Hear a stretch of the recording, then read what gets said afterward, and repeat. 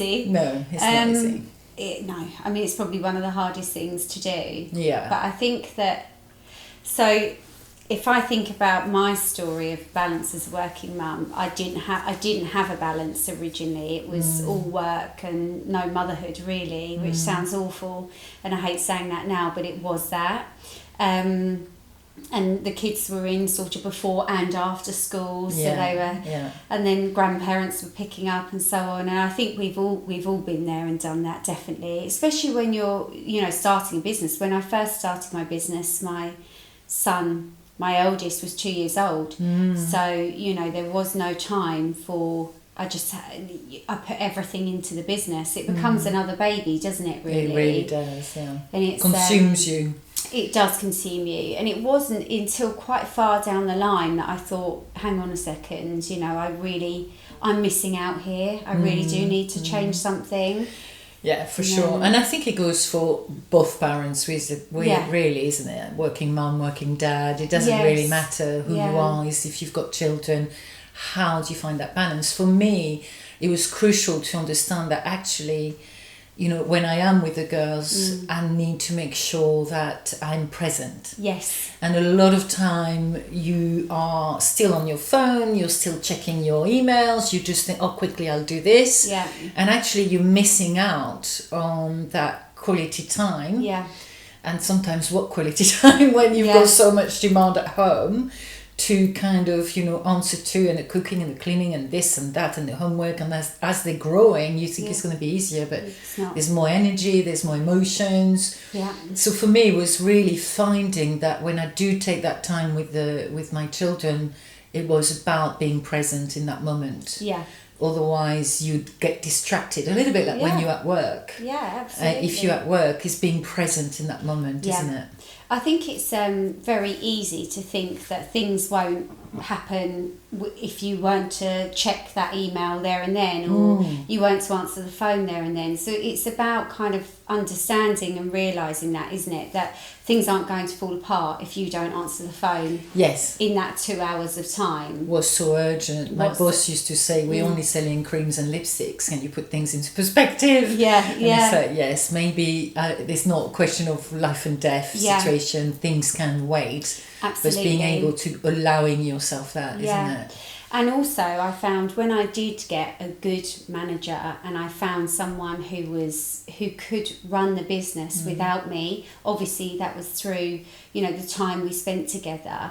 But once I found that, we then also came to an agreement. It's very easy, and this happens a lot, and I see it a lot with people we talk to, where their managers and the owners are constantly in communication, constantly messaging, WhatsApping. You know, you almost feel like you're kind of telling each other every step of the way, and it doesn't need to be like that, but you get stuck into this kind of rhythm of doing that.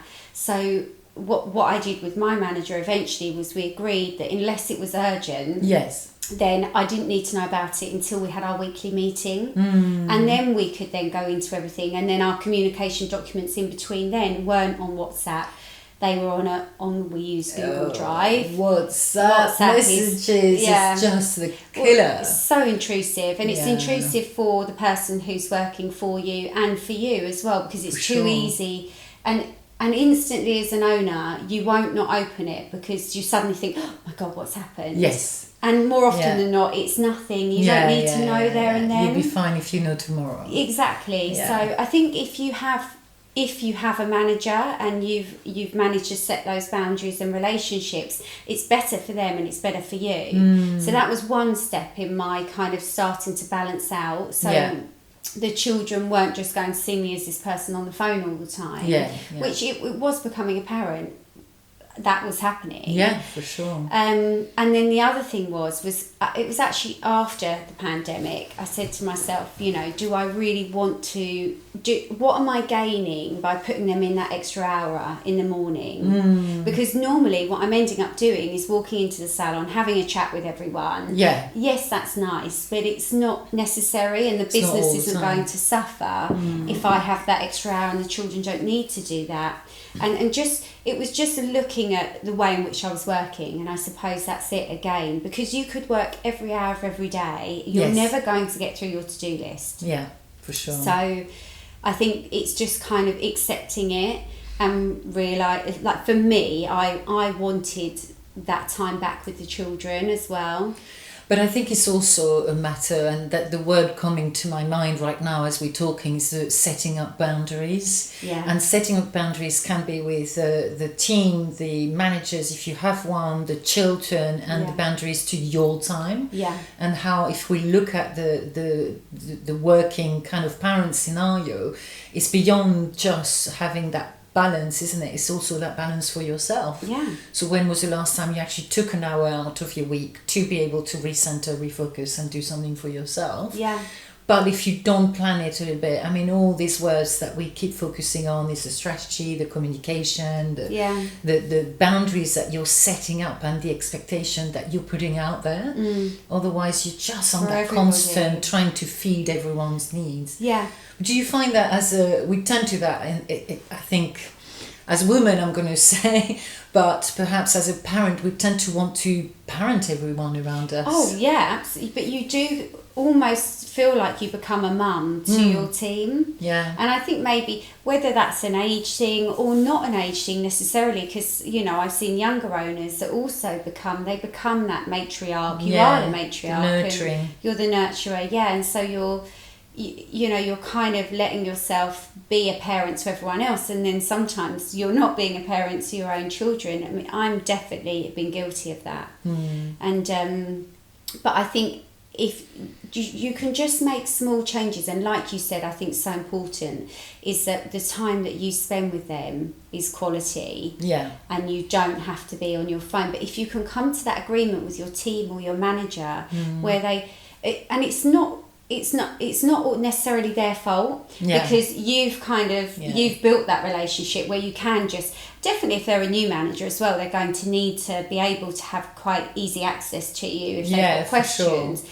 But still, there's a level where you can say, that can wait, like that can wait for our meeting. That's why the meetings are so important, which we hammer on about when we do anything like manager coaching.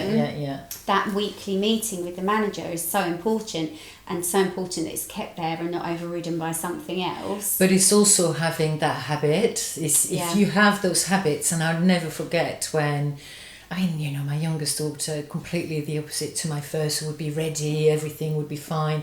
The second one, I just could hear the shower dripping, and I could hear her singing. You can imagine her in a shower, you know, literally like da da da, and I'm thinking, come on, it's time. You know, and you're in such a hurry. But I just felt the need to answer my phone. I just felt the need to look at my email. I just felt the need to quickly do my makeup, and, you know, and have a kind of habit that was disjointed.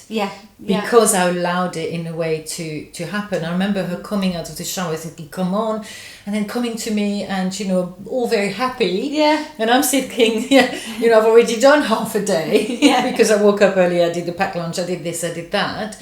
And she comes to me really happy saying, I just want a cuddle. And I'm thinking, I have no time for a cuddle. I know. Because it's going to be taking an extra hour to my time. And then I remember one day I just, you know, sat, you know, next to her, and I gave her a cuddle, and it was a 2-minute cuddle. Because that's all she needed, and off she went and got ready.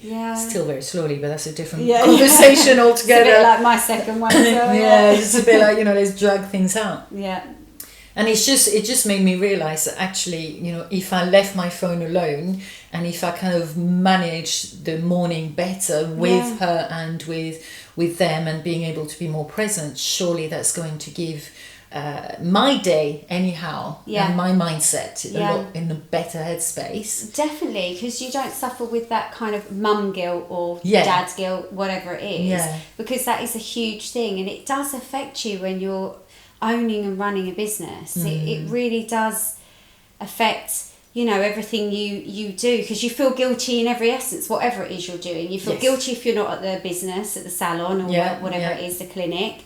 And you feel guilty if you're not at home. It's almost like a no-win-win situation, isn't it? But you can strike a balance. But it took me a long time, definitely. But like you said, it's boundaries. It's the team have to understand your boundaries as well, and you have to work with them in order that they can work without you. And I think that's the thing, when you've been an owner where you're present day one, yes, every single day, you know, you think about a lot of these big corporation companies that you would never meet the owner, no, you know, sure. and equally some of our clients we've had, you don't meet the owners, it's the management, that especially multi-sites and things like that, it's the management.